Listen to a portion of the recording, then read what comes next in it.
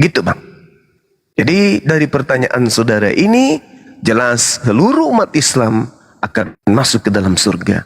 Innal ladzina qalu rabbunallah tsumma istaqam. Itu jelas itu, terangkan dalam Al-Qur'an.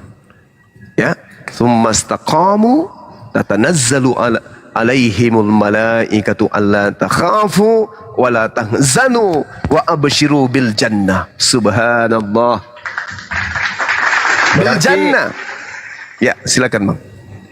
Izin Gurunda. Berarti fix ya, Kristen itu di neraka ya Gurunda ya? Oh, neraka. Baik Al-Quran maupun Bible. Saya undang pendeta untuk membuktikan itu. Ini belum, ini masih dasar kulit-kulitnya. Akan kubuktikan dan akan saya ulas.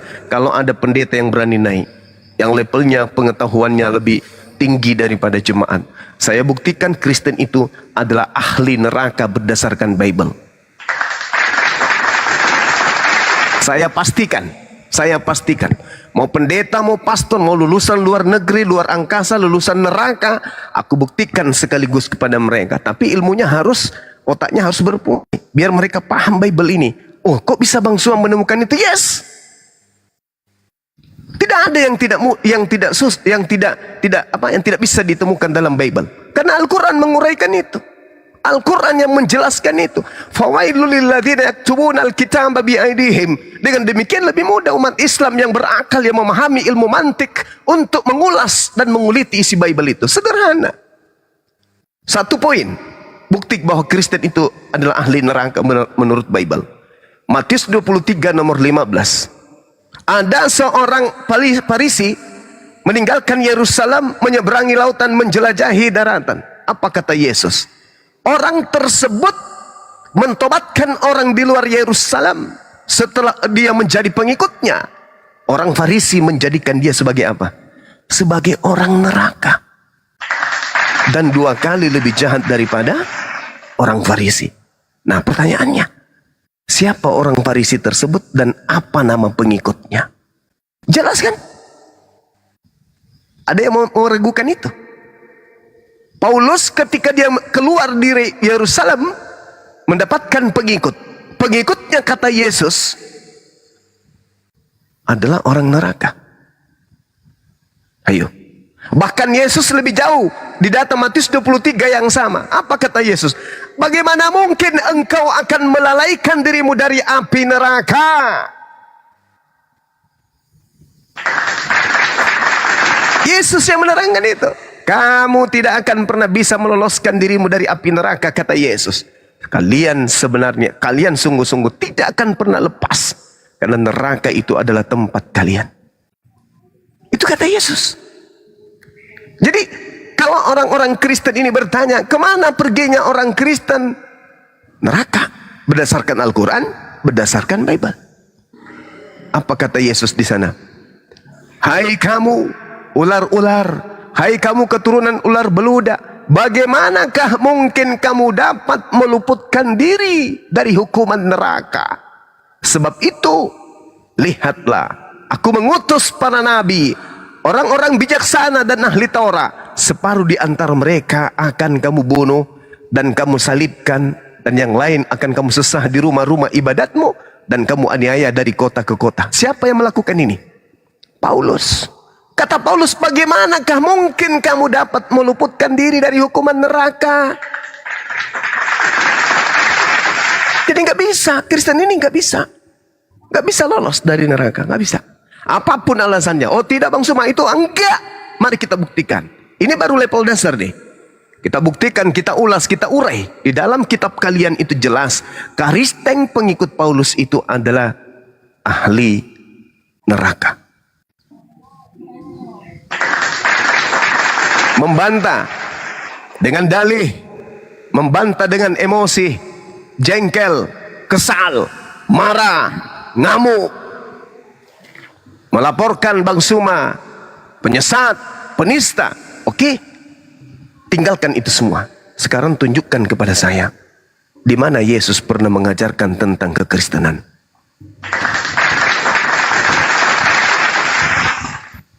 Bukankah Paulus yang mengajarkan itu? Artinya apa? Dari semua item-item yang menyebabkan manusia masuk ke dalam neraka berdasarkan Al-Quran dan juga Bible dipenuhi oleh orang Kristen.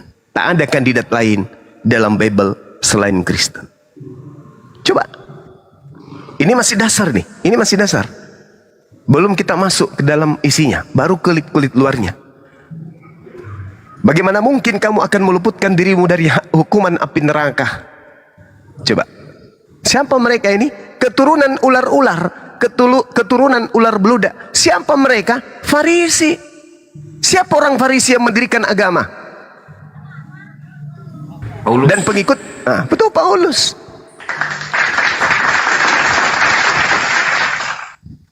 Gak bisa kita nutupi itu semua. Itu fakta real. Makanya Al-Quran mengatakan apa? Wa makaru wa makarallah wallahu khairul makirin. Mereka orang-orang ahli kitab melakukan tipu daya, dan Allah adalah sebaik-baiknya pembalas kejahatan. Wa qaulihim, apa kata Allah? An-Nisa ayat 157. Dan kami hukum pula mereka karena ucapan mereka bahwa mereka telah menyalibkan Nabiku Isa alaihissalam. Apa hukumannya? Ya kayak gini mereka. Fi qulubihim marad fasadahumullahu marad. Summum bukmun umyum fahum la yarji'un. La yaqilun. Itu hukuman itu. Hukuman yang ada di dunia itu. Saudara-saudara Kristen sulit kemudian keluar dari lingkaran-lingkaran doktrin dan dogma barat. Sulit. Terkecuali mereka yang ingin menggunakan akal sehat. Mendudukkan kemudian dirinya sebagai orang yang mendengarkan secara bijak. Apa yang dicelotehkan oleh Bang Suma ini? Apa ini yang disampaikan oleh Bang Suma siang dan malam? Coba aku renungkan, coba aku lihat. Benar gak mulutnya orang ini berbicara? Begitu Bang Suma membacakan dalil, Anda buka di Bible. Loh, kok ada ya? Kok sama ya? Kok persis ya? Apa yang salah? Tanya besok ke pendeta, ke pastor. Pak pendeta, semalam saya mendengarkan Bang Suma mengatakan ini. Ini maksudnya apa ini? Coba Pak pendeta jelaskan. Anda bertanya satu kali mungkin pendeta masih iya. 2 kali Anda mungkin dilempar. 3 kali Anda diusir. 4 kali nama Anda dihapus dari daftar-daftar jemaat. Dibilang Anda kemasukan setan. Itu artinya tidak ada ruang diberi untuk belajar. Cuman doktrin dogma perpuluhan. Doktrin dogma perpuluhan. Doktrin dogma perpuluhan. Kenapa bisa kayak begitu? Sedangkan yang di luar kandang masih mau disesatkan. Apalagi yang sudah ada dalam kandang. Diusahakan yang ada dalam kandang ini jangan sampai keluar. Dengan cara apa? Ajarkan doktrin, ajarkan dogma. Jangan kau izinkan mereka bertanya. Semakin banyak bertanya, maka semakin terbuka hatinya, maka dia akan meninggalkan kegelapan. Mereka akan keluar dari kandang dan mereka akan menjadi manusia, meninggalkan kebinatangan. Saya kira begitu. Silakan. Bang Juma izin bertanya. Ya, Bang Red, Muslim apa Kristen, Bang Red? Muslim, Bang. Oh. Bang Saragi udah selesai bertanya, silakan bertanya lagi. Atau Bang Red dulu, silakan Bang Red mau bertanya apa? Mohon maaf sebelumnya, Bang.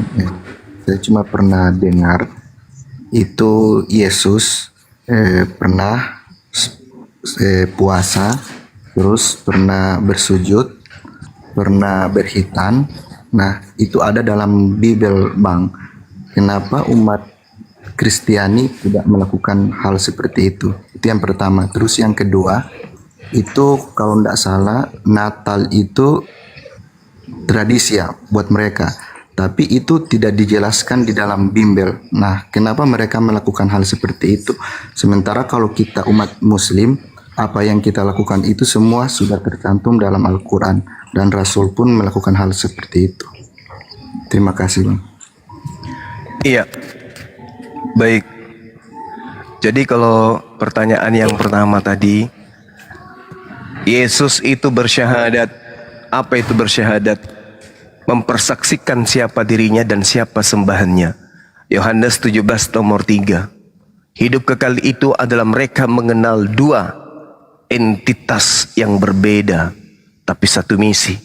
Yang pertama mengenal Tuhan pencipta langit dan bumi sebagai satu-satunya Tuhan yang benar, dan mengenal Yesus sebagai rasulnya, utusannya. Itu adalah ajaran Yesus. Itu doktrinnya Yesus. Yang kedua, Yesus itu sholat. Yesus bertaubat. Matius 4:17. Matius 26 nomor 39. Beliau sholat. Beliau sujud. Beliau bertobat. Semalam-malaman kemudian beliau sholat tahajud. Yesus sunat. Lukas 2 nomor 21-22. Kemudian beliau berpuasa juga, Matius 6 nomor 16. Beliau mengajarkan amalan soleh. Beliau mengajarkan beramal. Beliau mengajarkan kemudian berbakti dan berbuat baik berupa ketaatan kepada Tuhan. Matius 5 nomor 39. Dan banyak lagi yang membuktikan bahwa dia itu adalah seorang Muslim. Kesimpulannya, Ibrani 5 nomor 7, Yesus adalah anak yang soleh. Tapi kenapa Kristen tidak soleh? Kenapa Kristen tidak Muslim? Kenapa Kristen tidak beramal perbuatan-perbuatan baik yang diajarkan oleh Yesus? Karena Kristen ini adalah pengikut Yesus. Loh, maksudnya Bang Sema, Kristen ini pengikut Yesus, tapi Yesus yang bukan manusia. Yesus yang juga mengaku sebagai Mesias, Al-Masih. Tertulis di mana? Di dalam Galatia 1 nomor 12. Paulus pendiri Kristen mengaku dia menerima Injil bukan dari manusia. Dengan kata lain bukan dari Yesus, tetapi dari makhluk halus, makhluk roh yang mengaku Mesias. Sedangkan Yesus berkata di dalam Matius 24 nomor 4 nomor 5, waspadalah kepada penyesat yang datang kepadamu dengan memakai nama Yesus dan berkata, akulah Al-Masih, akulah Mesias. Dia akan datang dan dia akan menyesatkan banyak orang. Tengok aja, Kristen sampai miliaran, bernumpuk-numpuk Kristen itu di barat. Kenapa? Karena itu sudah nubuatan daripada Yesus itu sendiri. Nah, itu bukti. Jadi kalau hari ini kita menemukan Yesus itu Muslim, tetapi ada orang, sekelompok orang mengaku pengikutnya, tapi bukan Muslim, tapi kafir, itu dikarenakan yang diikuti bukan Yesus Muslim, tetapi yang diikuti adalah Yesus yang kafir, yang kufur. Yesus ada dua, Yesus yang anak soleh dan Yesus yang adalah makhluk kufur kepada Allah. Yang mana itu? Yang datang kepada Paulus itu bukan Yesus anak soleh. Nah, itu yang diikuti oleh orang Kristen. Yesus yang bukan anak soleh ini yang diikuti. Sedangkan Yesus yang anak soleh hanya untuk Bani Israel. Yesus yang adalah kufur, yang menganggap dirinya Tuhan, akulah Alfa dan Omega, itu bukan Yesus anak soleh. Tetapi Yesus yang adalah Mesias palsu yang datang kepada Paulus in the gang untuk mengajarkan kemudian anak keturunan Adam menjadi pengikutnya. Lahirlah agama Kristen itu. Makanya endingnya di mana? Kebenaran ucapan saya ini. Matius 7 nomor 15 sampai nomor 23. Enyahlah kalian wahai Kristen, kalian semua adalah pembuat kejahatan. Aku tidak mengenal kalian wahai Kristen. Tuh jelas tuh. Karena hanya Kristen yang bernubuat pakai nama Yesus. Hanya Kristen yang memanggil Yesus Tuhan. Hanya Kristen yang memanggil Yesus bernubuat pakai nama Yesus. Hanya Kristen yang mengusir setan pakai nama Yesus. Berarti yang dimaksud di sana adalah Kristen. Itu jelas tuh. Itu pertanyaan yang kedua. Yang pertama. Yang kedua tadi pertanyaannya tentang 25 Desember. Nah, ini dia. Hari raya yang dirayakan pada tanggal 25 Desember itu jelas merayakan titik balik matahari musim dingin. Apa itu? Ketika memperingati hari kelahiran Dewa Matahari yang tak terkalahkan. Dan itu adalah perayaan Romawi kuno, bangsa Romawi yang senantiasa merayakan jauh sebelum Kristen itu dilegalkan menjadi sebuah agama kekaisaran. Sudah diperingati Dies Natalis Solis Invicti, atau kelahiran Dewa Matahari yang tak terkalahkan. Inilah cikal bakal Natal 25 Desember yang akan diperingati oleh saudara-saudara kita Kristen. Artinya memperingati hari kelahiran dewa. Dewa siapa? Dewa Horus, dewa matahari. Makanya mereka beribadah Sunday. Sunday itu artinya hari matahari. Mereka beribadah pada hari matahari karena mereka sebenarnya adalah mempertuhankan dewa. Jadi Yesus yang datang mengaku kepada Paulus, "Akulah Yesus yang kau aniaya." Itu adalah jelmaan dari Iblis. ya, yang adalah cikal bakal pengganti daripada dewa matahari, dewa-dewa ya, yang disembah oleh orang Roma dan Yunani pada masa itu, Hercules dan juga Zeus. Makanya perayaan Natal ini siapa punya hari raya? Hari rayanya orang Yahudi? Bukan. Keturunan Abraham memperingatinya? Enggak. Umatnya Nabi Musa memperingatinya? Enggak. Umatnya Nabi Daud memperingati? Enggak. Penerusnya Salomo memperingati? Enggak. Umatnya Yesus peringati? Enggak. Enggak juga. Diperingatinya nanti di Katolik sampai kepada turunannya ke bawah. Kalau orang berakal pasti bertanya, loh kok bisa ya orang Yahudi tidak memperingati ini? Kok kita orang Kristen yang mengatakan dari Yahudi juga, bahkan mengambil terjemahan kitab Yahudi, kok justru kita memperingati hari kelahiran dewa? Ada apa dengan kita? Cek per cek, bagi yang berakal akan paham. Ternyata agama kekristenan itu tidak berasal dari Timur Tengah, melainkan berasal dari Barat yang diajarkan oleh pendahulu-pendahulu mereka menyembah kepada dewa-dewa. Demikian. Baik. Izin guru. John. Silakan. Lanjut Kang. Ya, John, Muslim apa Kristen, John? Dibuka mute-nya, John. Bang Saragi silakan. Atau Bang Lontara mau bertanya dulu silakan. Assalamualaikum. Waalaikumsalam. Muslim ya, Bang John? Salam. Waalaikum. Bang Zuma, Ya, Siap. Muslim apa Kristen, Bang? Islam. Oh, silakan. Hal yang amat menarik membicarakan masalah antara Islam dan Kristen. Tapi pada kesempatan ini saya ingin bertanya tentang masalah Islam.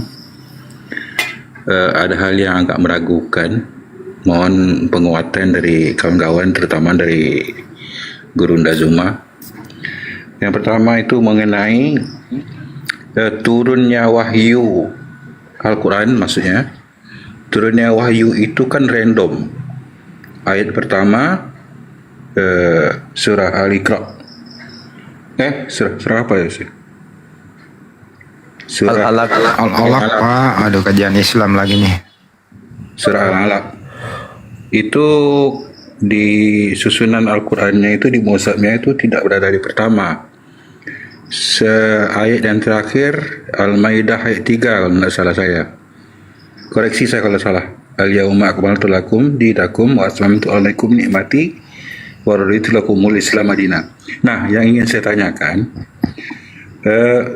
setelah kita tahu bahwa Al-Quran itu turunnya random berdasarkan ada asbabun nuzulnya ataupun tidak, tetapi siapa yang menyusun mushaf itu? Al-Fatihah yang pertama, An-Nas yang terakhir. Itu yang ingin saya tanyakan. Yang pertama, tolong jawab itu dulu. Nanti kalau apa nanti saya mau tanya yang lain lagi. Oke, gini Bang, Bang mendengarkannya di bawah aja ya. Kita kasih kesempatan buat yang lain juga. Silakan Gerunda. Iya, baik. Jadi orang mau mencari kesalahan Al-Quran, mencari kesalahan Islam supaya murtad, itu adalah orang yang sebodoh-bodohnya manusia. Ya, ulaika hum syarrul bariyah. Jadi semoga aja saudara kita tadi itu hanya proses memperdalam akidah, bukan memperbodoh diri. Islam ketika didatangkan sebuah kitab Al-Quran, yang dinilai itu bukan susunan bacaan. Bukan itu. Kalau susunan pengabaran itu bukan kitab suci namanya. Itu adalah karya ilmiah, skripsi atau tesis. Hasil penyelidikan, jatuh-jatuhnya surat kabar. Al-Quran tidak kayak begitu. Coba Anda lihat tuh. Umat Islam begitu apiknya kemudian. hukum-hukumnya, tata cara ibadahnya, ya, prosesi kemudian amalan-amalannya, semua tersusun dengan rapi. Tak ada revisi, tak ada koreksi, tak ada penyusunan, perbaikan dan seterusnya. Subhanallah. Umat Islam sholatnya teratur, waktunya tertentukan, kemudian rakaatnya sudah dipastikan, bacaannya sudah sangat jelas, niatannya, segala-galanya sudah diatur dengan apik dan sempurna dalam Islam. Kok justru ada Islam bertanya tentang susunan-susunannya? Rasulullah Muhammad sallallahu alaihi wasallam yang mengatur itu semua. Tidak ada perintah kemudian surah Al-Alaq wahyu pertama maka ditulis pada halaman pertama. Bukan begitu. Kemudian Al-Maidah, dia yang paling terakhir. Bukan kayak begitu. Itu maunya Anda. Tapi baginda Rasulullah Muhammad sallallahu alaihi wasallam yang mendapatkan wahyu, yang memimpin kemudian penyusunan kemudian tentang penamaan surah dan apa yang tertuang di dalam Al-Quranul Karim. Nah, kita nggak melihat dari sana. Kalau Anda mau yang tersusun bla bla bla bla, itu adalah karya manusia. Allah tidak. Allah sengaja kemudian membuat Al-Quran itu acak supaya manusia kemudian terpanggil untuk belajar. Di surah yang sama, di surah 1 membahas ayat pertama membahas tentang kitab. Tiba-tiba di ayat kedua membahas tentang penciptaan. Tiba-tiba ayat ketiga kemudian membahas tentang hak hukum. Kenapa demikian? Karena Al-Quran diwahyukan oleh Allah untuk dikaji. Al-Quran itu bukan seperti dongeng, diceritakan dari pembukaan, kemudian klimaksnya, langsung kesimpulannya dan penutup. Al-Quran enggak. Al-Quran itu adalah ilmu yang kemudian diwahyukan oleh Allah untuk diurai. Makanya Nabi Muhammad SAW diutus untuk menguraikan Al-Quran itu. Ayat per ayat kemudian diuraikan oleh baginda Rasulullah Muhammad SAW. Seperti itu adanya. Nah, kenapa kemudian Anda menginginkan penyusunan seperti itu? Karena mungkin Anda membaca buku-buku yang lain, kok ini ada teratur. Jangan disamakan dengan Al-Quran, tapi lihat bagaimana umat Islam menjalankan Al-Quran. Bagaimana umat Islam kemudian mempraktikkan isi Quran. Mereka sholat diawali dengan wudhu. Bukan besok dirubah, sholat dulu baru wudhu. Enggak, semua diatur. Menghadap ke kiblat, diakhiri dengan salam dan seterusnya. Atur sedemikian rupa. Padahal kitabnya teracak. Tapi pada praktiknya semuanya terstruktur dengan baik, rapi. Ketika mereka kemudian sholat, menghadapnya semua satu arah. Hayya 'alal shalah, hayya 'alal falah. Itu udah berbaris tuh. Sepertama, kedua, ketiga. Dan tidak ada yang saling membelakangi. Gak ada yang menghadap ke sana, gak ada yang menghadap ke sana. Semuanya satu arah. Allahu Akbar. Semua takbir. Tidak ada yang ruku, tidak ada yang sujud.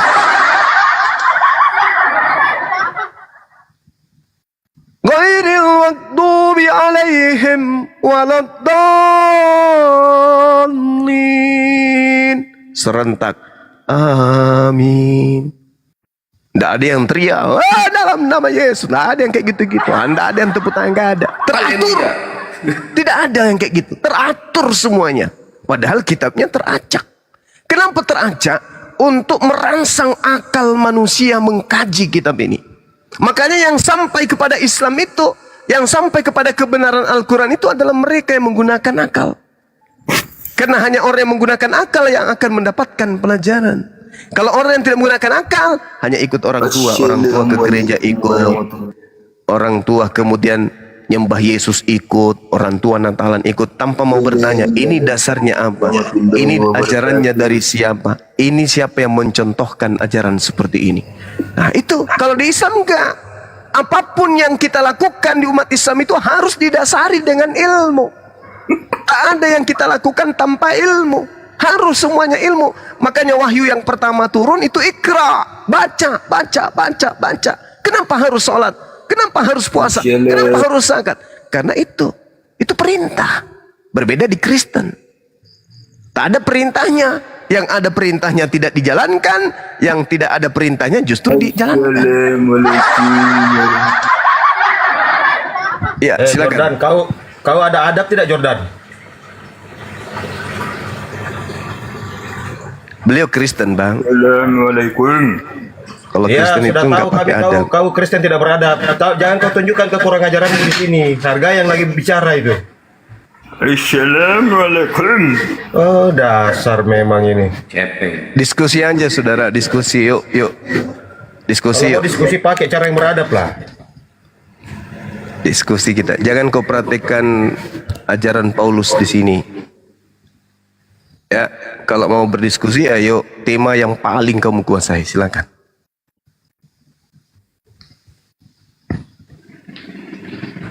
Ya, Bang Saragi, silakan bertanya lagi, Bang Saragi. Ini sampah kayak gini simpan di tempat yang semestinya, teman-teman. Moderator.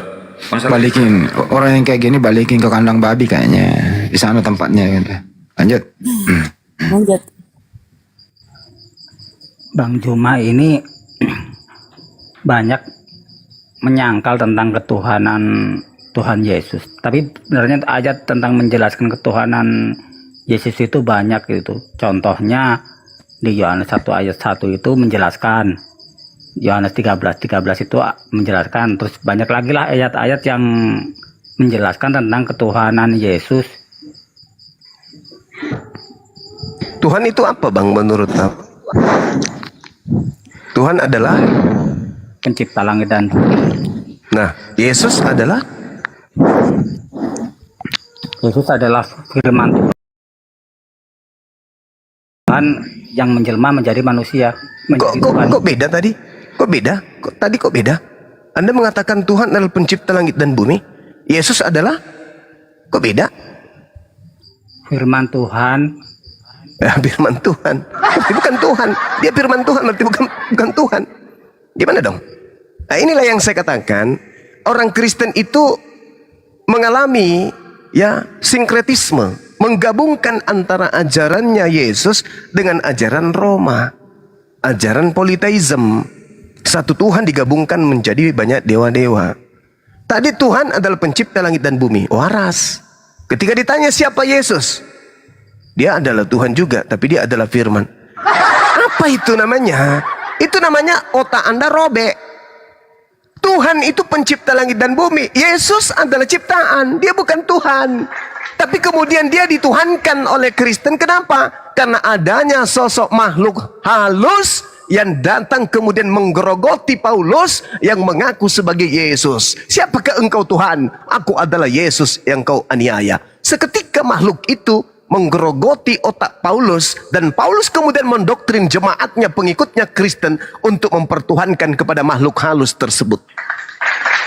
Sehingga ketika ditanya, "Yesus, siapa kau Yesus?" "Aku adalah utusan Tuhan." Itu jawabannya. Kristen ditanya, "Yesus siapa kawan?" "Tuhan." Ada banyak sisi ketuhanan Yesus. Yang pertama, Yohanes 1 nomor 1. Loh, itu ucapan orang yang tidak dikenali loh. Sampai hari ini orang Kristen tidak mengenal siapa penulis kitab Yohanes ini. Hanya ditulis aja, ini tulisan Yohanes. Kata siapa itu tulisan Yohanes? Itu bukan tulisan Yohanes. Assalamualaikum. Itu bukan tulisan Yohanes itu. Tidak ada murid Yesus pernah menulis kitab ini, nggak ada. Tapi karena gereja mula-mula bingung untuk menentukan siapa penulisnya, maka ditulislah bahwa ini adalah karangan Yohanes. Yohanes yang mana dulu? Itu bukan ucapan Yesus, Bung. Kalau Anda melihat di Yohanes 1 nomor 37 baru ada muncul ucapan Yesus di situ, di tengah rai ucapan Yesus. Itu pun belum tentu, karena tidak ada tangga sanad, tidak ada mata rantai kemudian penyampaian kepada siapa, lalu kepada siapa kemudian Yesus berfirman, bersabda. Itu nggak ada. Jadi Yohanes 1 data 1 itu adalah tulisan pengarang. Pada mulanya adalah firman itu bersama-sama. Itu dari kata-kata mana, dari mana diambilnya itu? Dari mana dia mendapatkan ucapan itu pengarang? Firman Tuhan bukan, sabda Yesus juga bukan. Dari mana penulis Yohanes membawa materi itu. Pada mulanya adalah Logos. Logos itu bersama-sama dengan dewa. Dari mana kemudian penulisnya mengambil narasi ini? Yesus tidak pernah berkata seperti itu. Yesus di Yohanes 1 dituduh berkata nanti di data nomor 38. Di situ diawali, apakah yang kamu cari? Itulah sabda Yesus pertama di kitab Yohanes 1. Di data nomor 30. Apakah yang kamu cari? Kata mereka kepadanya, Rabi, di manakah engkau tinggal? Yesus berkata kepada mereka, marilah dan kamu akan melihatnya. Itu sabda Yesus itu. Kalau itu betul. Kalaupun ditanya dari mana pengarang Yohanes tahu kalau itu adalah sabda Yesus? Entelheng-elheng ente. Asal tulis aja. Gak ada bukti kalau itu ucapan Yesus. Karena pengarang Yohanes tidak bertemu langsung dengan Yesus. Mana buktinya? Baca Yohanes 21 nomor 24 dan nomor 25. Ternyata pengarang kitab Yohanes bukan murid Yesus.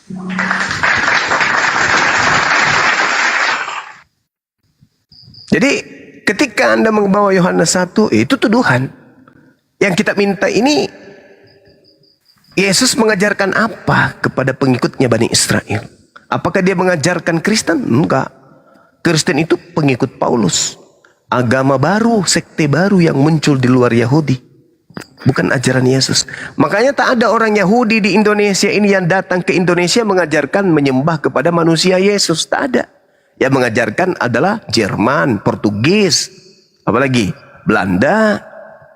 Ada enggak orang Yahudi? Nggak ada.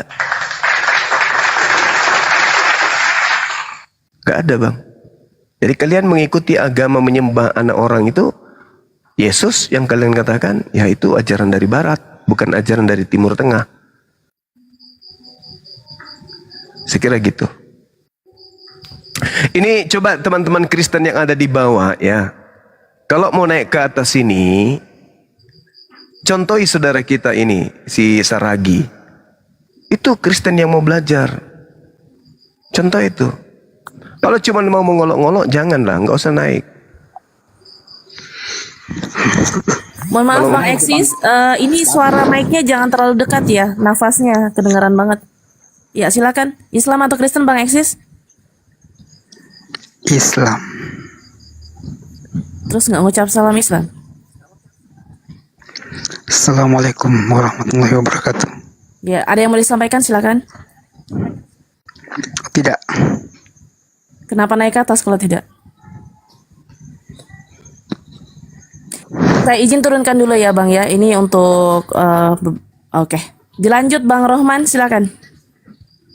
Kalau Paulus aja bisa berpura-pura jadi rasul, apa susahnya bagi pemakan babi mengucapkan salam? Assalamualaikum warahmatullahi wabarakatuh. Burung beo kakek saya juga lincah mengucapkan ucapan salam kayak gitu. Ya Bang Rohman silakan bertanya lagi silakan. Gimana Bang itu dengan Yohanes? Bentar, Jordan, kalau mau diskusi yang sopan ya, yang santun ya. Jangan sampai nanti kena blokir. Saya kan ngucapin salam. Boleh? Nggak boleh? Nggak boleh, nggak Itu boleh. tidak mengucapkan salam. Kamu tuh kayak ngeledek gitu loh. Lah, bukan meledek. Itu kan Nggak boleh, orang Kristen itu nggak boleh mengucapkan salam kepada umat Islam. Masuk neraka nanti. Itu tertulis di kitabmu, nggak boleh. di mana tertulis? Kalau Anda gimana? Di mana? Tunjukin. Kalau Anda gimana? Tunjukin dulu di mana. Oke. Jangan takia dong. 2 Yohanes 1 nomor 11. Tampilin ayatnya, tampilin. Baca. Tampilin. Baca. Kitabmu sendiri yang mengatakan itu. Orang Kristen haram hukumnya menyampaikan salam kepada orang Islam. Tidak boleh. Barang siapa yang mengucapkan salam kepada umat Islam, maka dia akan dimasukkan ke dalam api neraka. Mana Dalilnya di dalam 2 Yohanes 1 nomor 11. Tampilin di layar lu. Tampilin. 2 Yohanes 1 nomor 10 Saya bacain boleh aja lah. baca. Iya, Tampilin dari dong, ayat tampilin. 10-nya Bang. Iya. Dari nomor 10. Iya. Saya tampilin aja deh nggak apa-apa. Kita ikuti perintah dia. Dia tampil Tapi habis ini kalau habis ini gue suruh makan ini apa tuh namanya? Makan Colok babi. pantat gitu. pendeta. Iya. Gedein, Kos. Ya, tunggu. Oke. Gampang. Ya. Malu nggak lu? Kalau seorang kecilin datang dikit, ke agak feedback Bang Handi. Ah? Suara Bang Handi agak feedback dikit, kecilin dikit. Duh. Bacain lah, siapa yang mau baca nih? Nih, baca. Jikalau seorang datang kepadamu dan ia tidak bisa, dia tidak membawa ajaran ini, janganlah kamu menerima dia di dalam rumahmu, dan janganlah memberi Salam kepadanya. salam. Sebab barang siapa yang memberi salam, maka ia mendapat bagian dari perbuatan yang jahat. Matius 13:50, perbuatan jahat itu akan dilemparkan ke dalam api neraka. Jadi kalau kau mengucapkan salam kepada kami umat Islam, kau akan dilemparkan ke dalam api neraka menurut kitabmu sendiri. Ini firman Tuhan atau jawab? Tidak. Ini firman Tuhan atau dongeng? Hei, ini firman Tuhan atau dongeng? Ini firman Tuhan atau dongeng? Tidak ada seperti itu. Ini firman Tuhan atau dongeng? Enggak ada, ini tertulis sudah di kitabmu. Katakan enggak. Itulah kau dikatakan otakmu pecah, otakmu robek. Tertulis di kitabmu, katakan enggak ada. Aduh. Ini tertulis jelas di kitab. Tertulis jelas di kitab saudara. Barang siapa kemudian memberikan salam kepada di luar daripada ajaran Kristen, dia mendapat bagian dalam perbuatan yang jahat. Perbuatan jahat, Matius 13:50, 50, dilemparkan ke dalam api neraka. Ini firman Tuhan atau firman setan ini? Jawab dulu. Kamu lah Jun, terserah kamu ya. Bukan terserah saya, ini agamamu. Kok punya agama gitu kali kau? Kawan, pertanyaan saya, ini firman Tuhan atau firman setan? Oke, itu terserah kamu, bebas. Prediksi apa ya? Ini saya mau tanya soal Pertanyaan saya, diam dulu. Ini pertanyaan saya, jawab dulu. Ini kitabmu 2 Yohanes 1:10-11. Ini firman Tuhan atau firman setan? Jawab. Kalau dia firman Tuhan, maka kau harus mentaati ini. Kalau ini firman Tuhan, kau harus mentaati. Gak boleh kau beri salam. Itu toleransinya tinggi kali memang agama kau. Tidak boleh mengucapkan salam kepada di luar agama Kristen. Toleransinya luar biasa memang. Ini yang dipraktekkan oleh pendiri agamamu ketika datang ke Nusantara ini. Penjajah ini. Gurunda Juma.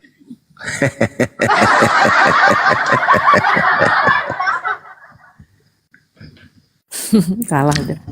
Pertanyaan saya loh, ini kitabmu 2 Yohanes 1 ini firman Tuhan kah? Dongeng kah? Atau apa? Jawab. Lah, jangan dimit. Ya, makanya jawab pertanyaan saya. Jawab pertanyaan saya. Ini 2 Yohanes 1 firman Tuhan atau dongeng? Jawab. Makanya Ini kalau manusia terlalu banyak makan dedak, begini dia. Lah, jangan mit lah. Makanya sering-sering baca Bible, jangan sering makan babi. Baca Bible, masih mau aku datang besok. Jangan dimit lah. Udah dibuang aja ke neraka dia. Nggak bisa diskusi dia. Kamu ke gereja seperti biasa, buka celana pendeta, colok pantatnya, jilat telunjukmu baik-baik. Nge-report kayaknya. Ustaz Alif, Assalamualaikum. Assalamualaikum Ustadz Alif. Waalaikumsalam. Kata dia, mana datanya? Dikasih data. Ada lagi alasannya. Dasar pemakan babi. Tidak pernah Terserah menerima kamu, kenyataan. terserah kamu. kamu.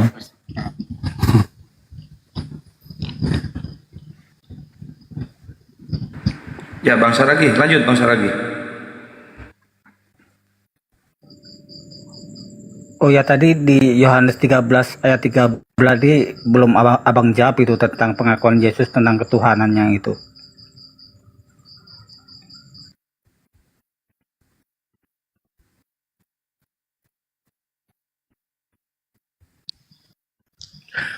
Yohanes 13. Kamu menyebut aku Rabam Wamaran. dan katamu itu tepat. Jadi jangan dirubah. Kata Yesus itu adalah sudah tepat. Tolong sekali lagi. Yesus mengatakan itu sudah tepat. Aku ini memang guru dan Tuhan. Jangan kau rubah. Please, kata Yesus. Kamu menyebut aku guru dan Tuhan.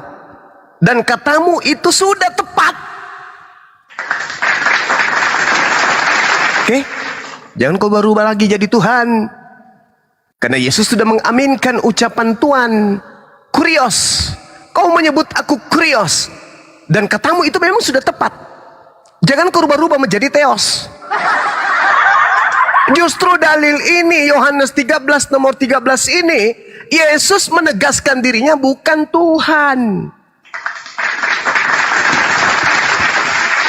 Nah, inilah bahayanya kalau orang hanya menggunakan terjemahan. Padahal aslinya di situ adalah kurios. Bahasa Ibrani atau Aramnya adalah maran atau mar. Dan katamu itu sudah tepat memang. Jangan kau tambahi, jangan kau kurangi. Aku ini guru. Aku ini adalah Tuhan. Jangan kau katakan lagi yang lain. Tuh. Jadi tidak ada unsur ketuhanan mana. Dan pada saat Yesus berkata demikian, Yesus berkata dalam keadaannya dia sebagai manusia. Tuhan bukan manusia dan bukan anak manusia. Yesus berkata demikian, dia manusia. Meskipun Yesus berkata misalnya, akulah Tuhan, tidak ada Tuhan selain aku, sembahlah aku. Orang yang berakal tidak akan menuhankan Yesus. Orang yang berfikir tidak akan menyembah Yesus. Kenapa? Karena Yesus sedang menyampaikan firman Tuhannya. Sama seperti Nabi Musa berkata, Innani anallah. La ilaha illa ana. Sesungguhnya aku ini adalah Allah. Tidak ada Tuhan selain aku. Maka sembahlah aku. Nabi Musa berkata seperti itu. Apakah Bani Israel kemudian menyembah Nabi Musa? Tidak. Kenapa? Karena Bani Israel paham betul. Kalau Nabi Musa itu adalah duta. Dia adalah wakil. Dia adalah rasul. Dia adalah kurir Tuhan. Yang diutus untuk menyelamatkan mereka dari penjajahan Mesir. Jadi kalau Yesus berkata akulah Tuhan, itu bukan berarti dia Tuhan. Akulah pencipta, itu bukan berarti Yesus pencipta. Bukan. Yesus sedang mengucapkan firman Tuhan yang menjadi jatah Yesus untuk diajarkan kepada Bani Israel. Yohanes 12:49, aku Yesus manusia, tidak berkata-kata dari diriku sendiri, melainkan apa yang aku katakan adalah apa yang diperintahkan oleh Tuhanku untuk aku katakan dan aku sampaikan. Kalau Tuhanku memerintahkan, Yesus, ya paman, sampaikan kepada dunia bahwa engkau adalah Tuhan satu-satunya, tak ada yang lain. Wahai seluruh umat manusia, aku ini adalah Tuhan, tak ada Tuhan selain daripada aku. Maka orang berakal apakah akan menyembah Yesus? Menganggap Yesus Tuhan? Tidak, Cahayu. Kenapa? Yesus wakil Tuhan. Dia adalah Kristus. Dia adalah Mesias. Dia adalah jalan. Sebagai jalan, dia adalah petunjuk. Mengarahkan orang kiri, kanan, atas, bawah untuk sampai kepada Tuhan yang betul. Justru karena itulah ucapan Yesus, semakin dia mengatakan dirinya Tuhan, Tuhan, akulah Tuhan, akulah Tuhan, semakin orang berakal tidak mempertuhankan dirinya. Kenapa? Karena Yesus kapasitasnya adalah wakil Tuhan. Dia adalah Rasulullah yang diberi tugas untuk menyampaikan firman kepada Bani Israel. Seibarat kata, saya berkata kepada saudara, aku ini adalah Bang Suma. Tak ada manusia yang seganteng saya di Makassar. Akulah manusia yang paling ganteng di Makassar satu-satunya. Nah, saya nih yang berkata seperti itu. Yang Anda dengarkan itu adalah HP. Kalau Anda tidak berotak, atau Anda tidak berpikir, atau Anda tidak berakal, maka Anda akan berbicara kepada tetangga Anda. Hei teman-teman, ya paman, kamu pernah dengar nama Bang Suma enggak? Yes, ini loh dia. Ternyata Bang Suma itu ini HP Samsung.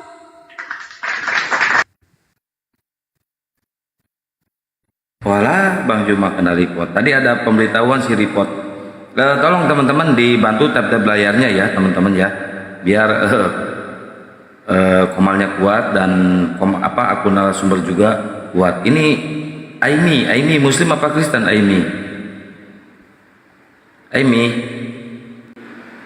Moderator, tolong ditertibkan kalau nggak ada suara, takutnya nge-report. Ustaz Ali, Assalamualaikum warahmatullahi wabarakatuh. Waalaikumsalam warahmatullahi wabarakatuh. Gimana Ustaz Ali hari ini? Alhamdulillah baik, sehat walafiat. Baru menyimak, lanjut. Ya, saya menunggu dari pihak Kristen berbicara. Ya, Lanjut silakan, Gurunda, Bang kena tombak sekali ini. Baru 1 akun, belum 9 akun. Ya Bang. Tapi gini loh, semakin kalian meripot Bang Yuma, itu artinya kuping Anda yang kepanasan.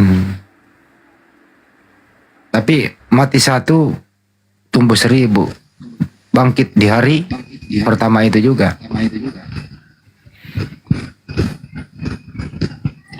Ya Bang Rohman, dibuka mic-nya. Oh, udah datang lagi. Bangkit. Bangkit lagi. Kalah. Ini apa? Yesus kalah ya. Cepat banget Bang Zuma naiknya.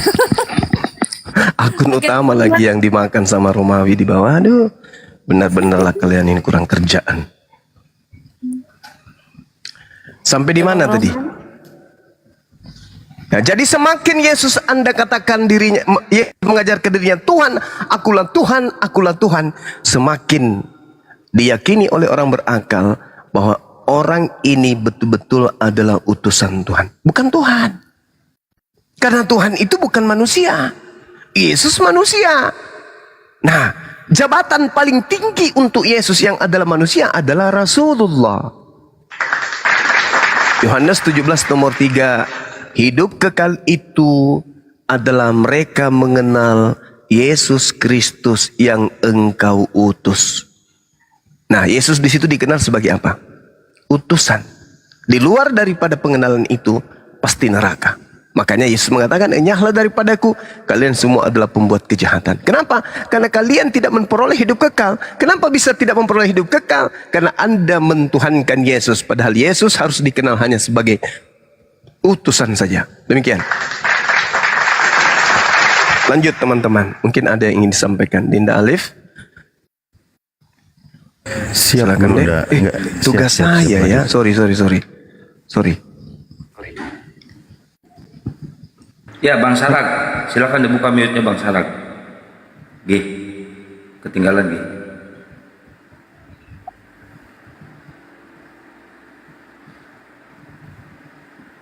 Bang Saragi. Ya, Pak Saragi, silakan dilanjut Pak diskusinya. Bertanya sepuasnya ya Ustaz Ali.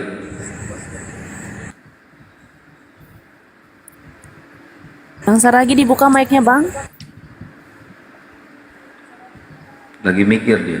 Bang Saragi. Ternyata Cuma tadi saya tertarik aja begitu Gurunda bilang bahwa awalnya itu nama kitabnya itu anonim, tidak ada nama. Begitu kita buka sumber yang bisa diuji kredibilitasnya memang benar. Keempat nama kitabnya itu yang atas nama Matius, Markus, Lukas, Yohanes itu awalnya sejarahnya anonim itu. Hanya ditambahkan lagi menurut Matius, menurut Lukas dan seterusnya. Mantap. Itu diakui memang.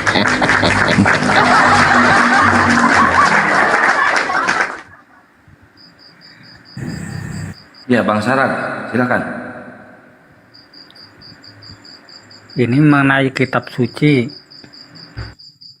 Kenapa kitab suci umat Islam kenapa tidak sekalian aja diterjemahkan ke bahasa Indonesia gitu, terus ajan-ajan itu juga langsung diterjemahkan bahasa Indonesia gitu, biar orang-orang bisa mengerti lah itu kitab sucinya. Tapi kenapa harus berbahasa Arab? Iya, pertanyaan yang baik. Kenapa harus bahasa Arab? Karena Allah sudah berjanji, inna nahnu nazzalna zikra wa inna lahu lahafizun. Aku yang mewahyukan Al-Quran, aku juga yang akan menjaganya.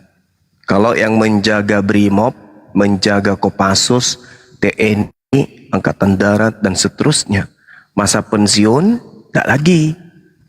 Tapi kalau pencipta langit dan bumi yang berjanji untuk menjaga, tak ada kekuatan di atas muka bumi ini kemudian yang mampu untuk mengalahkan itu. Harusnya kalau Anda berpikir, saudara, kenapa Al-Quran ini kok murni? Masih menggunakan bahasa yang ori. Ada apa dengan Al-Quran? Oh, ternyata kitab suci Al-Quran oleh Tuhan yang memfirmankan atau yang mewahyukannya berjanji akan menjaganya. Pantasan aja sudah 1400 tahun Al-Quran itu kemudian masih terjaga keasliannya. Bagaimana dengan terjemah? Al-Quran bisa diterjemahkan ke dalam bahasa apapun. Innalladzina, sesungguhnya orang-orang, qalu, yang berkata, Rabbuna, Tuhan kami, Allah adalah Allah. Summa, kemudian, istaqamu, teguh. Tidak akan kemudian ingkar dari ucapannya. Teguh, bisa diterjemahkan. Bisa.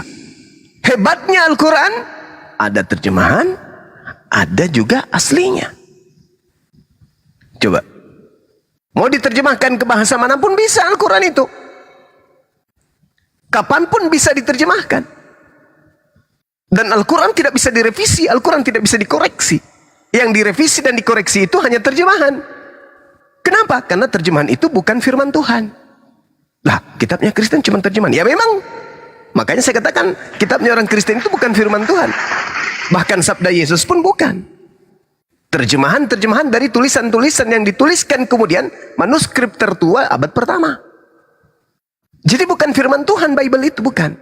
Juga bukan sabda Yesus, bukan juga. Tetapi terjemahan.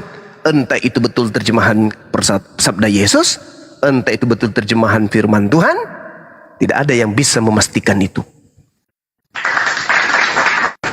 Kenapa bisa? Karena Yesus tidak mengenal penulisnya. Itu.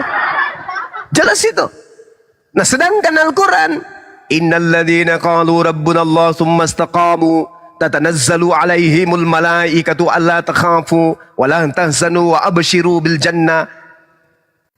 Sampai kapanpun ayat ini tidak akan pernah berubah sedikit pun.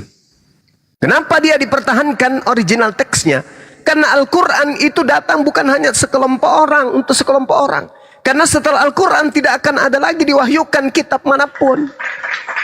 Karena Al-Quran ini sudah sempurnakan. Hukum-hukumnya, ketetapannya, semuanya sudah lengkap di dalamnya. Tak ada lagi yang dibutuhkan oleh manusia yang kurang dalam Al-Quran. Justru yang ada di dalam Al-Quran belum semuanya bisa diurai oleh manusia.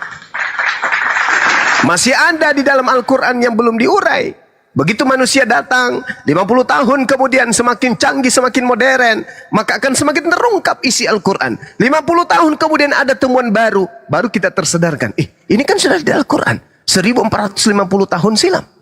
50 tahun berikutnya 1500 tahun sudah diajarkan yang dari 1500 tahun yang silam.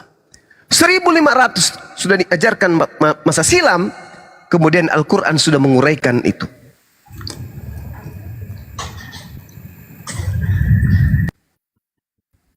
Gue turun. Kepental kali Kan ini. pada Suaranya putus-putus, Gurunda. Cek, Gurunda. Quranul Karim. Suaranya putus-putus, Bang Suma. Ya, orangnya putus juga lari. Ini FJR. Syukran, Akhi Syakir Zezan, barakallahu fik.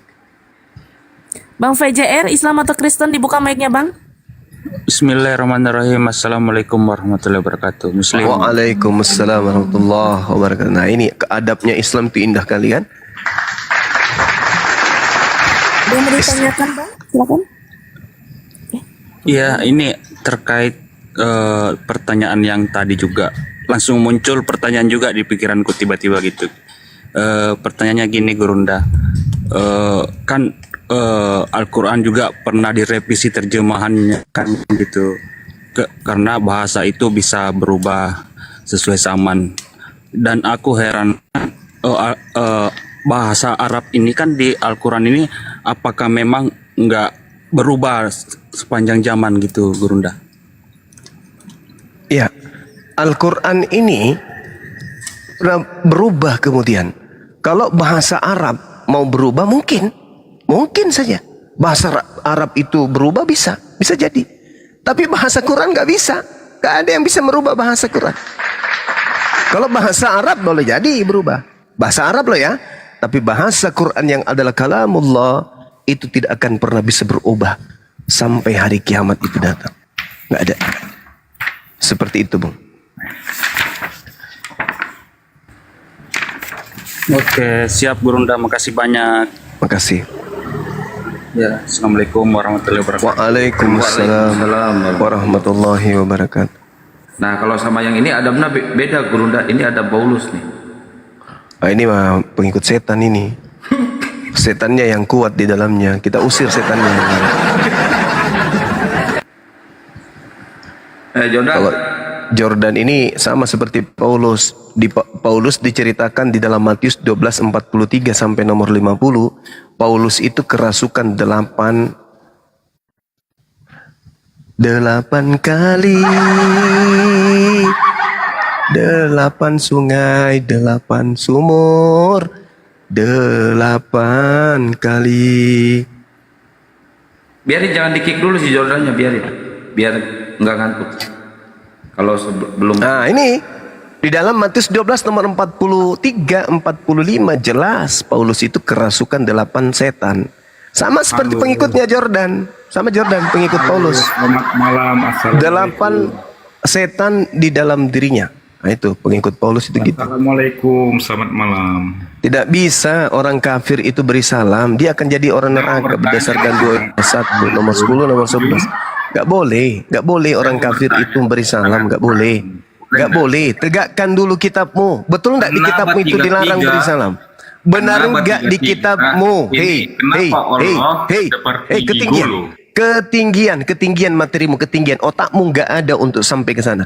Jawab dulu pertanyaan saya. Betul tidak di kitabmu itu dilarang mengucapkan salam kepada di luar Kristen? Betul nggak? Jawab itu dulu. Kalau kau sudah jawab, baru kau bisa bertanya. Seperti ini bunyinya. Kadang itu ilmunya terlalu tinggi bagimu. Kau itu anak TK, seperti anak TK yang membaca buku kedokteran, baru lihat sampulnya langsung buka praktek. Gak boleh. Kau pelajari dulu 2 Yohanes 1 nomor 10 nomor 11. Apakah ini firman Tuhan atau ini hanya cerita-cerita kosong? Silakan jawab. Nggak ditendang itu, pergi sendiri.